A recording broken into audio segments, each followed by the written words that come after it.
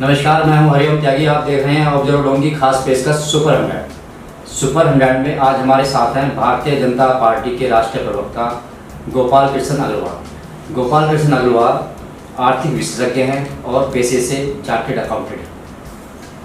अग्रवाल साहब इससे पहले निपको और बैंक ऑफ बड़ौदा में निदेशक रह चुके हैं। इसके साथ ही MSME टास्क फोर्स के सदस्य रह चुके हैं। चलिए बात करते हैं गोपाल कृष्ण अग्रवाल जी से। गोपाल कृष्ण जी अग्रवाल, आपका इस प्रोग्राम में बहुत स्वागत है। नमस्कार अग्रवाल साहब, सबसे पहला सवाल आपसे ये है कि आज तक कोई भी इंसान बड़ा बनता है तो उसके पीछे एक कहानी होती है, उसका एक स्ट्रगल होता है। तो हमारे दर्शक ये जानना चाहेंगे आज जहाँ तक आप पहुँचे उसके पीछे क्या स्टोरी है, क्या स्ट्रगल है आपका, उसके बाद उसको शेयर करिए हमारे दर्शकों से। सर देखिए, सबसे महत्वपूर्ण बात जैसा आपने कहा कि अगर किसी ने भी आगे प्रगति करनी है या कहीं उसको अपने जीवन में कुछ लक्ष्य हासिल करने हैं तो उसको मेहनत करनी पड़ती है और संघर्ष करना पड़ता है। तो मेरा भी जीवन संघर्षपूर्ण रहा है। बहुत कम उम्र में मेरे पिताजी वैसे डॉक्टर थे और लेडी हार्डिंग में हम रहते थे, लेकिन राष्ट्रीय स्वयंसेवक संघ और भारतीय जनता पार्टी के साथ हमारा शुरू से जुड़ाव रहा है। तब भारतीय जनसंघ था 1970-75 में, और जब पहला संघर्षपूर्ण मौका तब हुआ जब 1975 में श्रीमती इंदिरा गांधी ने देश में इमरजेंसी लागू कर दी थी, और उस इमरजेंसी के खिलाफ जिसमें प्रजातंत्र का पूरी तरह से खात्मा करने का प्रयास किया गया था, तो 1975 में मैंने सत्याग्रह करके इमरजेंसी के खिलाफ, मैं 8वीं कक्षा में था और सत्याग्रह किया था। और डिफेंस ऑफ इंडिया रूल में लेडी हार्डिंग में हम रहते थे नई दिल्ली में, तो 3 महीने के लिए मुझे कारावास हुआ। और वहाँ पे मैं अम्बेडकर में चिल्ड्रन जेल थी, क्योंकि मैं 18 साल से कम उम्र मेरी थी, तो उसमें वहाँ पे 3 महीने मुझे जेल में रहना पड़ा। और तब से मेरे मन में प्रजातंत्र के प्रति बहुत मजबूत गहरी पकड़ रह गई कि देश में अगर बदलाव करना है, देश को विकास करना है, समावेशी विकास करना है, सब लोगों को साथ लेके उस विकास में हिस्सेदारी उनकी सुनिश्चित करनी है, तो डेमोक्रेसी एक महत्वपूर्ण रास्ता है और उसके लिए हम सबको आगे करना है। धीरे धीरे मैं हंसराज कॉलेज में मैंने ग्रेजुएशन की BCom ऑनर्स, फिर चार्टर्ड अकाउंटेंसी की दिल्ली में ही, और सामाजिक क्षेत्र में अलग अलग कामों में किया। विश्व हिंदू परिषद में भी काम किया, विद्यार्थी परिषद में काम किया, और मैं विदेशों में भी कई जगह गया और काफ़ी एडवेंचर जो हिमालय में ट्रैकिंग वगैरह का मुझे काफ़ी शौक था, तो हिमालय में पद यात्राएँ भी काफ़ी लंबी लंबी की, 20-20, 25-25 दिन की।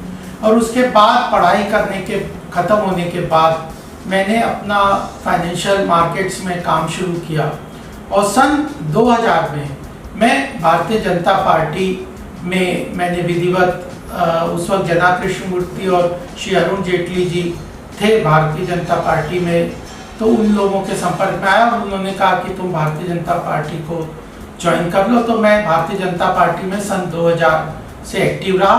पहले क्योंकि मैं चार्टर्ड अकाउंटेंट था तो उन्होंने मुझे चार्टर्ड अकाउंटेंट सेल में रखा, उसका अध्यक्ष बनाया, और फिर क्योंकि मैं बहुत लिखता था अखबारों में, मेरे Indian express, business standard, economic times, Dainik Jagran, ऐसे कई जगह पे आर्टिकल आते थे, तो अरुण जी ने कहा कि क्योंकि आर्थिक विषयों पे मैं लिखता था तो मुझे आर्थिक प्रकोष्ठ का अध्यक्ष बनाया गया।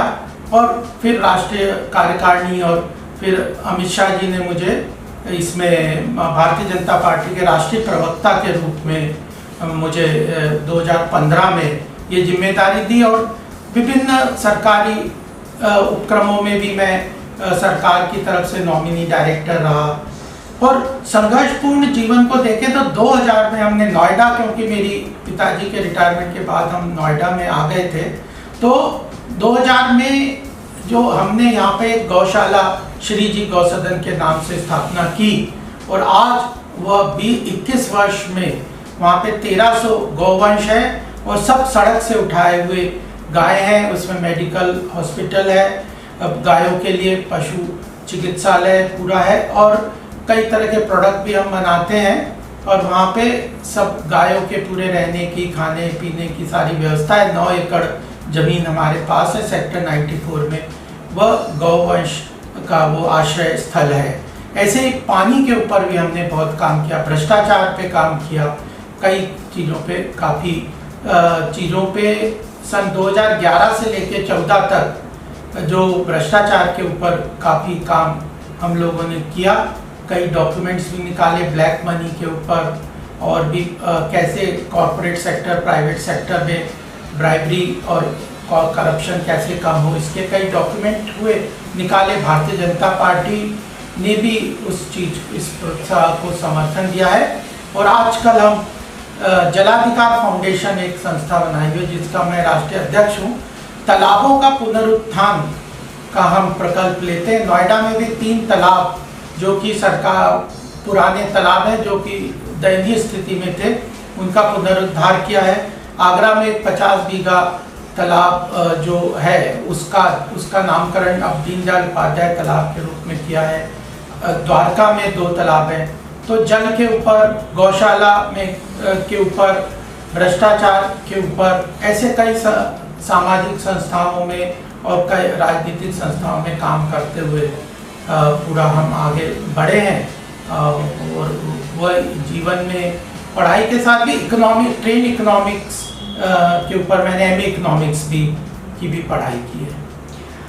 अग्रवाल साहब, आप भाजपा में जो आर्थिक नीतियाँ बनती है उसमें भी काफ़ी योगदान देते हैं, तो मौजूदा समय में किस तरह की नीतियाँ आप बनाने के प्लान कर रहे हैं, या किस तरह की चीज़ें समझते हैं कि होनी चाहिए जिससे आज का जो बिजनेसमैन है उसको फ़ायदा मिले, रिलीफ मिले और वो आगे बढ़ सके? देखिए, जब मैं अमित शाह जी के संपर्क में आया, जब वो अध्यक्ष थे 2014 के बाद अध्यक्ष बने, तो मैं उनके साथ कार्य करता था। तो उस वक्त बातचीत में समझ में आया कि राजनीतिक क्षेत्र में आर्थिक विषयों को समझना और जानने की भी बहुत आवश्यकता है, उसको आगे बढ़ाने की भी बहुत आवश्यकता है। तो उन्होंने पहले, क्योंकि मैं आर्थिक प्रकोष्ठ का राष्ट्रीय संयोजक भी रहा और काफ़ी चीज़ें कार्यक्रम किए और लोगों को साथ जोड़ा, तो उन्होंने कहा कि प्रवक्ता के रूप में मुझे आर्थिक विषय की जिम्मेदारी दी। और माननीय संतोष जी ने अभी पिछले बजट में भी, और भी जो पॉलिसी इंटरवेंशन की बहुत आवश्यकता है। मैं मानता हूँ कि बहुत सारे बिजनेसमैन हैं, इंडस्ट्रियलिस्ट हैं, जो कि देश के विकास में बड़ा योगदान करते हैं। और भारतीय जनता पार्टी पंडित दीनदयाल जी के समय पे इस बात को मान के चलती है कि समाज में अंत्योदय तो हमारा लक्ष्य है, लेकिन उस अंत्योदय के लक्ष्य को प्राप्त करने के लिए देश को आर्थिक प्रगति और विकास करना बहुत ज़रूरी है। मार्केट इकोनॉमी का बहुत महत्वपूर्ण योगदान रहता है देश के विकास में, भ्रष्टाचार को कम करने में, ट्रांसपेरेंट इकोसिस्टम, बिजनेस को इकोसिस्टम को एस्टेब्लिश करने के लिए। तो भारतीय जनता पार्टी जो राइट टू सेंटर मानी जाती है, बिजनेस कम्युनिटी, इंडस्ट्रियलिस्ट को भी राष्ट्र हित में और राष्ट्र निर्माण में बड़ा महत्वपूर्ण योगदान उनका मानती है। तो पॉलिसी के समय में सही समय पे इंटरवेंशन अगर होगा, सरकार के समय में अगर लोग सही समय पे अपनी आवश्यकताएं, स्टेक होल्डर्स अपनी ओपिनियन अगर देंगे, तो जो सरकार की जो पॉलिसी बनेगी वह हितकारी होगी समाज के लिए भी, और business community, industry, manufacturing, agriculture, इन सब सेक्टर्स को भी महत्वपूर्ण बढ़ावा देगी। तो अभी वर्तमान में चाहे बजट की एक्सरसाइज हो, आत्मनिर्भर भारत की बात हो, या अन्य विषयों पे पॉलिसीज लाने की बात हो, जैसे आजकल ई-कॉमर्स पॉलिसी के ऊपर चर्चा हो रही है, न्यू इंडस्ट्रियल पॉलिसी के बात हो रही है, लॉजिस्टिक पॉलिसी की बात हो रही है। इन सब पॉलिसीज का बिजनेस कम्युनिटी, इंडस्ट्री पे बड़ा प्रभाव और असर होता है। तो भारतीय जनता पार्टी, क्योंकि 19 करोड़ हमारे सदस्य पूरे देश में, हर जगह हमारे मंडल के लेवल तक ऑर्गेनाइजेशनल स्ट्रक्चर है और हम बहुत आउटरीच का काम करते हैं, तो हम विभिन्न स्टेक होल्डर्स के साथ कंटिन्यूस पार्टी के साथ के प्लेटफॉर्म पे लेके डायलॉग करते हैं। उनके सजेशंस और रिकमेंडेशंस को कंपाइल करके, रिसर्च हमारी पूरी टीम है, उस रिसर्च से उसको डॉक्यूमेंटेशन के रूप में प्रॉपर रिकमेंडेशन पार्टी के प्लेटफॉर्म पे वित्त मंत्री को, जो कॉमर्स मिनिस्टर है पीयूष गोयल जी को, निर्मला जी को, उसके पहले जो अरुण जेटली जी थे, इंडस्ट्री मिनिस्टर थे सुरेश प्रभु जी को, रेलवे मिनिस्टर थे, जिन लोगों के साथ जो आर्थिक विषय के जो मिनिस्ट्रीज हैं उनके साथ हम कंटिन्यूस इंटरेक्शन करके जनता के और इंडस्ट्रियलिस्ट, बिजनेस कम्युनिटी और स्टेक होल्डर्स की बातों को इंटीग्रेट करके उन तक पहुंचाते हैं। ये कंटिन्यूस प्रोसेस है, अभी भी हम कर रहे हैं। अब बजट की एक्सरसाइज शुरू होने वाली है, इस बार भी हम व्यापक रूप से इस आउटरीच प्रोग्राम को करेंगे। अग्रवाल जी, सरकार ने बहुत सी घोषणाएं की व्यवसाय के उत्थान के लिए, बिजनेसमैन को आगे बढ़ाने के लिए। उन घोषणाओं को या उन पैकेज को, आर्थिक पैकेज को धरातल पर उतारने के लिए क्या क्या मुश्किलों का सामना करना पड़ा आपको और किस तरह की समस्याओं का सामना भी करना पड़ रहा है? देखिए, सबसे बड़ी बात आपने महत्वपूर्ण प्रश्न ये किया है, इसको हम कहते हैं शासन की चुनौतियां। अगर देश में अर्थव्यवस्था, आर्थिक विकास हुआ है, 1947 में हम स्वतंत्र हुए, ऐसा नहीं कि 2014 के पहले आर्थिक विकास नहीं हुआ, सब हुआ है, लेकिन जो सरकार की जन कल्याणकारी योजनाएं थी वह जनता तक कुछ टारगेटेड लेवल पे कई बार नहीं पहुंच पाती थी। तो प्रधानमंत्री मोदी जी का 2014 से ये फोकस रहा है कि टेक्नोलॉजी को यूज करके जितनी भी सरकारी योजनाएं हैं उनको टारगेटेड डिलीवरी के रूप में जिन लोगों को जो लाभकारी उन योजनाओं के बेनिफिशियरीज हैं उनको आइडेंटिफाई करके टेक्नोलॉजी के माध्यम से उन तक वो योजनाओं का लाभ पहुंचे। अगर वो किसी कारण से उस योजना से जुड़ नहीं पाए हैं तो पार्टी के संगठन के कार्यकर्ता इस बात को सुनिश्चित करें कि उन योजनाओं को अच्छी तरह से उनकी जानकारी हो उनके लिए और उन लोगों तक पहुंचाएं, अपने क्षेत्र के लोगों को उन योजनाओं से जो लाभान्वित हो सकते हैं उनको उन योजनाओं से जोड़े। तो मोदी जी ने इस बात पे बहुत फोकस अप्रोच के साथ काम किया है कि टारगेटेड डिलीवरी टेक्नोलॉजी के माध्यम से जन कल्याणकारी योजनाओं का जनता तक पहुंचे। इसी के कारण आप देखिए, जनधन अकाउंट जब हम लाए तो मोदी जी ने 7.5 करोड़ बैंक अकाउंट की घोषणा की थी कि हम खोलेंगे। उसके पहले मात्र 3 करोड़ बैंक अकाउंट थे 60-65 साल में, और आज 40 करोड़ बैंक अकाउंट इस 7 वर्ष के अंदर हो गए हैं, यानी 38 करोड़ नए बैंक अकाउंट खुले हुए हैं। उन बैंक अकाउंट के माध्यम से डायरेक्ट बेनिफिट ट्रांसफर में सरकार की सब्सिडी है, अलग अलग योजना, किसान सम्मान निधि है, उज्ज्वला योजना है, फर्टिलाइजर सब्सिडी है, इन आयुष्मान भारत की बेनिफिट है, या इंश्योरेंस, किसानों के इंश्योरेंस के पैसे हैं, सीधे प्रधानमंत्री आवास योजना है। इन सब योजनाओं के पैसे लाभान्वित लोगों के सीधे खाते में जा रहे हैं, बिना किसी लीकेज के, बिना किसी भ्रष्टाचार के, और यह एक महत्वपूर्ण टेक्नोलॉजिकल इनोवेशन है और टारगेटेड डिलीवरी है। ऐसे ही शौचालय, स्वच्छ भारत अभियान में 9.5 करोड़ शौचालय बनाने का टारगेट लिया। आज के समय में प्रधानमंत्री जी ने हम लोगों को सबको ये जो टारगेट दिया है कि 2024 तक हम 19 करोड़ घरों में सीधे नल का पानी पहुंचाएंगे। 2019 तक इस देश में मात्र 2 करोड़ लोगों के घरों में नल का पानी पहुंचता था। ये 19 के बाद आज 2.5 साल में हमने 3 करोड़ लोगों के घरों में नल के द्वारा पानी पहुंचा दिया है, और अब भी 19 करोड़ घर हैं तो 5 करोड़ से 14 करोड़ लोगों को 2024 तक हम उनके घर में स्वच्छ पीने योग्य पानी पहुंचाने के टारगेट लेके चल रहे हैं। तो यह टारगेटेड डिलीवरी है और टेक्नोलॉजी का यूज है। अब ब्लॉकचेन, ऐसे नए आर्टिफिशियल इंटेलिजेंस, डेटा माइनिंग, ऐसे बहुत सारे हम इनोवेशन के साथ जन कल्याणकारी योजनाओं को जनता तक पहुंचा रहे हैं। जीएसटी है, वर्चुअल असेसमेंट है, बिजनेस इकोसिस्टम को भी ईज ऑफ डूइंग बिजनेस के साथ जोड़ रहे हैं ताकि सब्जेक्टिविटी कम हो, ऑनलाइन उनको परमिशन मिले। अभी परसों पीयूष जी ने जो single window system business community के लिए खोला है, जिसमें 18 मिनिस्ट्रीज और 9 स्टेट्स के परमिशंस एक जगह लोगों को मिल जाएंगे। तो यह चीजें जिसके कारण जनता हमसे साथ जुड़ती है, आर्थिक प्रगति भी तेजी से हो रही है। और कोविड को ही देख लीजिए, आज 88 करोड़ टीकाकरण लगा दे। कोई विश्वास नहीं करता था, मानते नहीं थे कि इतनी जल्दी भारत इतनी तेजी से वह टीकाकरण कर पाएगा। वो कोविन और यह जो कोविन का जो है और आरोग्य सेतु की टेक्नोलॉजी के यूज के कारण इतनी सफलता से हम कर पाए। अग्रवाल जी, आपकी जितनी भी योजनाएं यानी सरकार की जितनी भी योजनाएं हैं वो कागज़ पे या देखने में बड़ी शानदार लगती हैं और बहुत अच्छी हैं, पर यदि हम धरातल पर जाते हैं तो व्यवसायी कहीं ना कहीं परेशान है आज की तारीख में। चाहे वो कोविड की वजह से उनके साथ बहुत सारी प्रॉब्लम रही हो, पूरा देश क्या पूरी दुनिया प्रभावित है कोरोना वायरस से या इस महामारी से। तो उस धरातल पे क्योंकि इलेक्शन आ रहे हैं 2 बड़े राज्यों में, जैसे आपका उत्तर प्रदेश में, उत्तराखंड में, पंजाब में, कई महत्वपूर्ण राज्य हैं, वहाँ पर व्यापारी अभी सेटिस्फाई नहीं है सरकार की नीतियों से या सरकार ने जो सहायता उसको दिया उसको उपलब्ध नहीं हो पा रही है। तो उसका कैसे उन व्यापारियों को कैसे संतुष्ट करने के लिए क्या योजनाएं बनाई आपने या क्या आपने रणनीति बढ़ाई है उनके पास जाके उनको सेटिस्फाई करने के लिए? देखिए, सबसे बड़ी बात है कि कोविड की त्रासदी ने देश की अर्थव्यवस्था को जिसको डिसरप्शन कहते हैं उसने वो किया। हमारी अर्थव्यवस्था एक गति से आगे बढ़ रही थी, लेकिन कोविड की त्रासदी के कारण, पहले लॉकडाउन के कारण अर्थव्यवस्था को बहुत बड़ा धक्का लगा।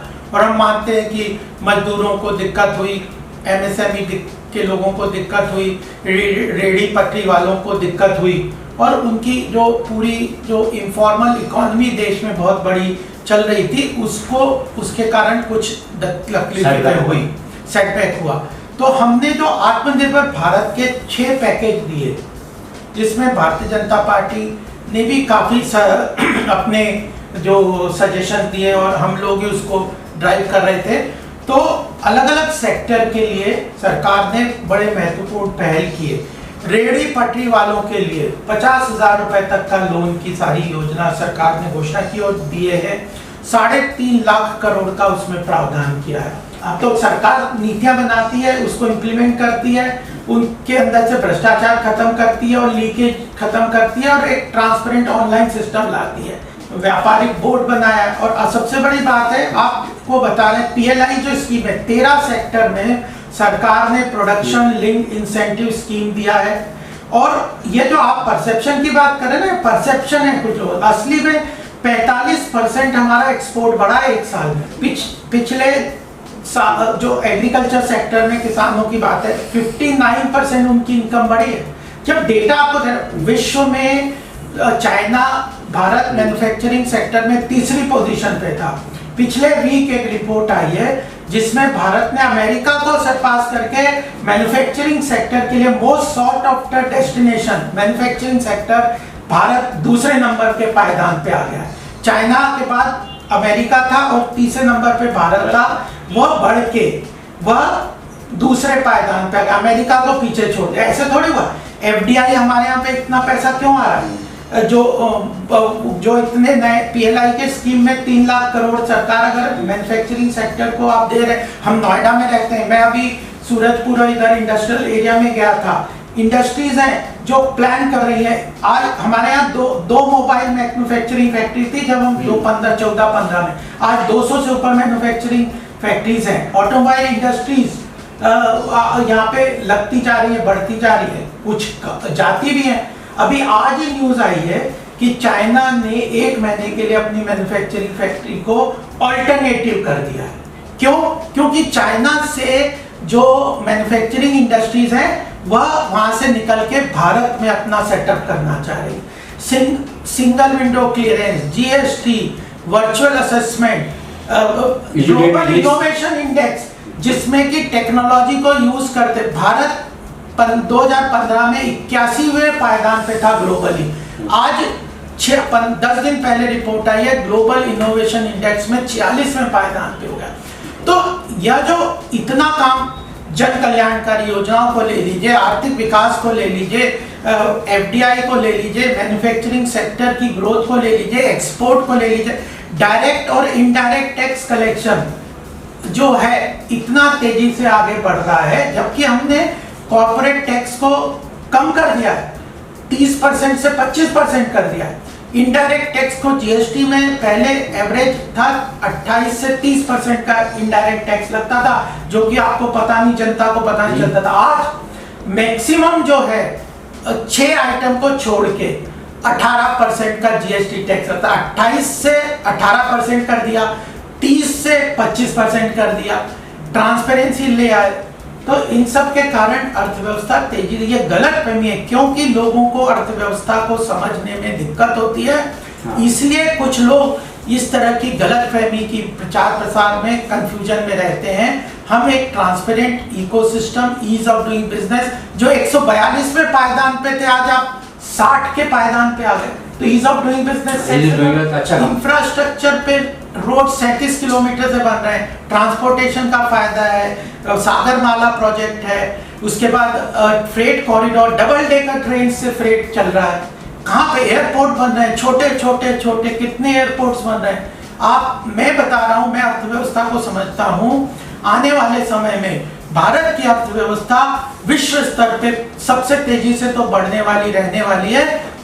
विश्व स्थान पे हमारी अर्थव्यवस्था मतलब बहुत अच्छी तेजी से बढ़ के आगे बढ़ेगी। और एक चीज और मैं कहना चाहता हूँ कि कुछ लोग अर्थव्यवस्था को समझते हैं कि जीडीपी फिगर क्या है, इन्फ्लेशन क्या है, इससे मानते हैं। भारतीय जनता पार्टी जानती है कि आर्थिक सोच का मतलब है जनता को रोटी, कपड़ा, मकान, रोजगार कैसे मिले, इसके लिए हम प्रतिबद्ध हैं। अग्रवाल साहब, आपने काफ़ी अच्छी जानकारी दी अर्थ के मामले में और भारत की अर्थव्यवस्था के बारे में। इसके अलावा कुछ मैं आपसे, हमारे दर्शक आपके बारे में कुछ जानना चाहेंगे। आपका इतना बिजी शेड्यूल रहता है, इतना सारा काम करते हैं सरकार के लिए और जनता के लिए, समाज के लिए, गौ सेवा भी कर रहे हैं आप लोग, जल के लिए भी आपने काम कर रहे हैं। इस सब के बावजूद अपनी फैमिली के लिए, परिवार के लिए कैसे वक्त निकाल पाते हैं? नहीं, देखिए क्या है कि मेरे परिवार से मुझे बहुत सहयोग मिलता है। मेरी पत्नी डॉक्टर है और मेरी बेटी, एक बड़ी बेटी है, दिल्ली स्कूल ऑफ इकोनॉमिक्स से पीएचडी कर रही है और दिल्ली यूनिवर्सिटी में इकोनॉमिक्स पढ़ाती है, एक कॉलेज में एडॉक्ट लेक्चरर है। और मेरी छोटी बेटी जो है, मेरा ये फाइनेंशियल मार्केट्स का और ये जो बिजनेस है जहाँ पे आप बैठे हैं, ये प्रीमाइसिस है, इसको मेरी छोटी बेटी संभालती है। मैं ट्रेंड चार्टर्ड अकाउंटेंट हूँ और अलग अलग कंपनी में, जैसे मैंने कहा बैंक ऑफ बड़ौदा में, नीपको नेशनल इलेक्ट्रिक पावर कंपनी में और ICSI जैसे कई कंपनियों में इंडिपेंडेंट डायरेक्टर भी रहा हूँ। मेरी प्रोफेशनल लाइफ भी रही है और उस तरह से हम लोगों का आर्थिक रूप से हमारा अपना मकान है, ऑफिस है, तो उस तरीके से मुझे परिवार के साथ सहयोग है। छोटा परिवार है, साथ में रहते हैं। मेरी माता जी है, मेरे पिताजी भी लेडी हार्डिंग में डायरेक्टर प्रोफेसर रहे। तो उस तरह से आर्थिक रूप से हमारा संपन्नता रही है, तो हमें उस तरह की कोई बहुत चिंता नहीं है। और वैसे क्योंकि हमारा सीधा सादा जीवन रहा है, तो बहुत बड़ी हमारी ख्वाहिश और इच्छाएं भी नहीं है। अच्छा, जैसे आपने बताया कोई इच्छा नहीं है, फिर भी मैं पूछना चाहूँगा कि कुछ ऐसी हॉबीज़ हो आपकी जो आपको खाली टाइम में या फ्री वक्त मिलता है उसमें बिताना पसंद करते हो आप? देखिए, सबसे बड़ा अच्छा लगा ये आपका प्रश्न। मुझे आर्ट, कल्चर और पढ़ने का बहुत शौक है। मैं ट्रैकिंग यंग एज में जो था, एडवेंचर स्पोर्ट्स मैंने बहुत किया है। माउंटेन यानी ट्रैकिंग जिसको कहते हैं, भारत के ज़्यादातर ट्रैक्स हिमालय के, हिमाचल प्रदेश, उत्तराखंड और नॉर्थ ईस्ट में, इनमें और लद्दाख, ये सब जम्मू कश्मीर, इन सब में बहुत सारे ट्रैक्स किए, जिसमें मैं चला जाता था साल में 2-3 बार एक ग्रुप्स बना के, जिसमें पहाड़ों पे पैदल चलने का जो है। भारत इस बात में नेचुरल हिमालय के कारण बहुत रिच हेरिटेज हमारी है, तो एक तरीके से वो एडवेंचर एक्टिविटीज़ के रूप में भी मैं बहुत करता रहा। मेरे बच्चे भी काफ़ी, दोनों बेटियां एडवेंचर काफ़ी उनको शौक है। दोनों ने माउंटेनियरिंग के एडवांस कोर्सेज किए हुए हैं, कई पीक्स क्लाइंब की हुई हैं और हॉर्स राइडिंग वगैरह भी उसमें भी नेशनल लेवल पे अवार्ड लिए हुए हैं। तो मेरा एक तो एडवेंचर स्पोर्ट्स का बहुत शौक है। एनिमल केयर पे हम काम करते ही हैं। दोस्त की अभी जो दोनों त्रासदी हुई थी, तो समाज सेवा के रूप में काफ़ी काम किया था।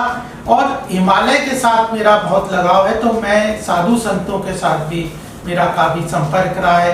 मैंने भारत के जो उपनिषद हैं, इन धार्मिक ग्रंथों का भी बहुत गहनता से अध्ययन किया, संस्कृत में, व्याकरण में, उपनिषद में, और जो ऋषिकेश में रह के मैंने काफ़ी इन चीज़ों का अध्ययन किया। और विदेशों में भी मैंने, जैसे वाइल्ड लाइफ का भी, उसका भी ट्रैवलिंग का काफ़ी शौक है, तो मैं चीन भी कई बार गया हूँ, पांडा रिजर्व्स में, कीनिया, अफ्रीका भी गया हूँ, जिसमें वाइल्ड लाइफ सेंचुरीज में भारत की सारी वाइल्ड लाइफ सेंचुरीज को अच्छी तरह से देखा है। तो एनिमल केयर, वाइल्ड लाइफ, ये इन सब चीज़ों में भी मेरा बड़ा इंटरेस्ट और शौक रहा है। अरवा साहब, यदि आप राजनीतिज्ञ नहीं होते, कई बार ऐसा होता है कि आदमी का एक दूसरी चॉइस होती है, पसंद होती है, तो क्या बनना पसंद करते हैं आप? देखिए, जो मैं बनना चाहता था, बनने का मेरा बचपन में लक्ष्य था, वह तो लगभग मैं अपने आप को सेटिस्फाइड मानता हूँ कि मैंने काफ़ी चीज़ें अपने लक्ष्य के हिसाब से जीवन को जिस तरफ मैं ले जाना चाहता था उस तरफ मैं लेके गया। और राजनीति को जब 2000 में जना कृष्णमूर्ति और श्री अरुण जेटली जी के संपर्क में आया, या संघ में, राष्ट्रीय स्वयंसेवक से संघ में माननीय दत्ता जी और मोहन जी भागवत, उसमें पूजनीय गुरु जी जो दूसरे संचालक थे राष्ट्रीय स्वयंसेवक संघ के, उनके भी संपर्क में रहा। तो मुझे लगा कि राजनीति ऐसा है, अगर आपको कोई जन कल्याणकारी और सामाजिक चेतना बढ़ानी है, समाज में बदलाव लाने कुछ है, तो राजनीति ऐसा माध्यम है कि अपने विचारों को, जो आपके थॉट्स है, उनको इम्प्लीमेंट करने का मौका मिलता है। तो इसलिए मुझे राजनीति में इंटरेस्ट हुआ, मैं राजनीति में आगे बढ़ा, और भी मैं आगे अभी भी काफ़ी एक्टिवली काम कर रहा हूँ। तो राजनीति कहीं भी ये नहीं रोकता कि मैं अपने इंटरेस्ट को कहीं रोकूं। तो अगर मैं गौशाला, पशु पालन में पशु के लिए काम करना चाहता हूँ, तो गायों के लिए और अन्य जानवरों के लिए, तो वहाँ पे कोई रोक नहीं है। मेरे एडवेंचर ट्रैवल की, उसमें भी कोई रोक नहीं है। ये जल का जो हम प्रोजेक्ट चला रहे हैं, water conservation, water policy intervention, उस सब में भी हम लोग काम कर रहे हैं। तो प्रोफेशनली मैं अपना काम कर ही चुका हूँ, लेकिन उसमें आजकल मैं समय नहीं दे रहा, लेकिन मैं सारी एक्टिविटीज़ को अपने हिसाब से पूरी तरह से चला रहा हूँ, और इसलिए मुझे सांत्वना है कि मैं जो करना चाहता हूँ उस तरफ रास्ते में बढ़ रहा हूँ। बहुत कुछ करना है, लेकिन रास्ता और दिशा सही है। अरवा साहब, आपसे हमने बहुत से सवाल पूछे और हमने अच्छी तरह से उनका जवाब भी दिया, और हमारे दर्शकों को शायद पसंद भी आएंगे वो।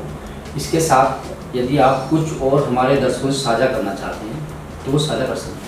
देखिए, मुझे बहुत अच्छा लगा कि आपने कई तरह के प्रश्न किए। मुझे भी अपनी याददाश्त को कुरेद के कई चीज़ों की याद भी आई, और एक तरीके से इस तरह की चर्चा से जीवन में और कहीं जैसे बदलाव, बिखराव आ जाता है, तो और डायरेक्शन और पक्की हो जाती है। मैं आपके श्रोताओं से यह बताना चाहता हूँ कि मैंने इतिहास में काफ़ी किताबें पढ़ी है, और मुझे बायोग्राफीज एंड ऑटोबायोग्राफीज पढ़ने का बहुत शौक है। बहुत से महापुरुषों की बायोग्राफीज पढ़ी है, और मुझे एक चीज़ समझ में आई है कि जिनको भी जीवन में कुछ अचीव करना है, तो उन्हें अपने जीवन का लक्ष्य तय कर लेना चाहिए, और उस लक्ष्य को जब डिसाइड करने के बाद उसके बाद साथ संकल्प ले लेना चाहिए कि मुझे ये अचीव करना है। उससे उस रास्ते पे बढ़ने की जो शक्ति है वो कई गुना बढ़ जाती है। तो संकल्प शक्ति, जिसको विल पावर कहते हैं, वह जिसके जीवन में आ गई, वह जीवन में उस चीज को जरूर अचीव कर सकता है, और वह तब होती है जब लक्ष्य क्लियर होता है कि मुझे क्या जीवन में करना है, भटकाव भी नहीं रहता। और तीसरी बात मुझे बड़े बड़े महापुरुषों के जीवन से लगी कि उन्होंने अपने लक्ष्य को जीवन में जल्दी तय कर लिया। अगर शिवाजी महाराज को देख लें, भगत सिंह का भी जयंती गई है, उनको हम देख लें, और बड़े बड़े महापुरुषों को देख लें, हम भगवान राम को भी कई लोग मानते हैं। 12 साल की उम्र में उन्होंने जंगल में वाल्मीकि जी जब ले गए थे, तो उन्होंने उस समय प्रतिज्ञा की थी कि निशिचर विहीन करऊं मही, भुज उठाए प्रण की।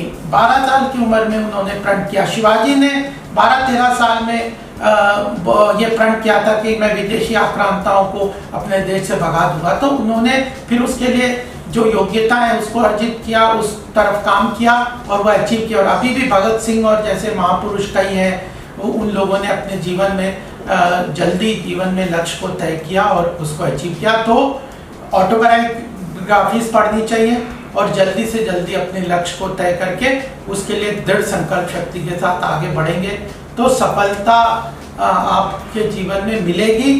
क्योंकि कितना भी जीवन है वो छोटा पड़ जाता है अगर आपने लेट डिसीजन लिया। अग्रवाल साहब, आपने अपने बहुमूल्य समय से हमें समय दिया, उसके लिए बहुत बहुत धन्यवाद। और आपका हमारे इस प्रोग्राम में बहुत बहुत फिर से मैं आपको धन्यवाद देना चाहूँगा।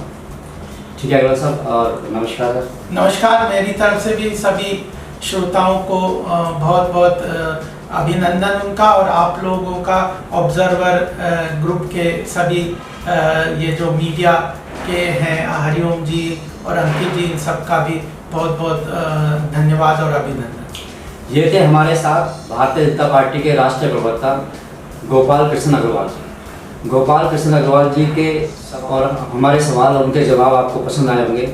हमें उम्मीद है कि हमारा ये कार्यक्रम आपको बहुत पसंद आया होगा। जय हिंद, जय भारत। नमस्कार। नमस्कार।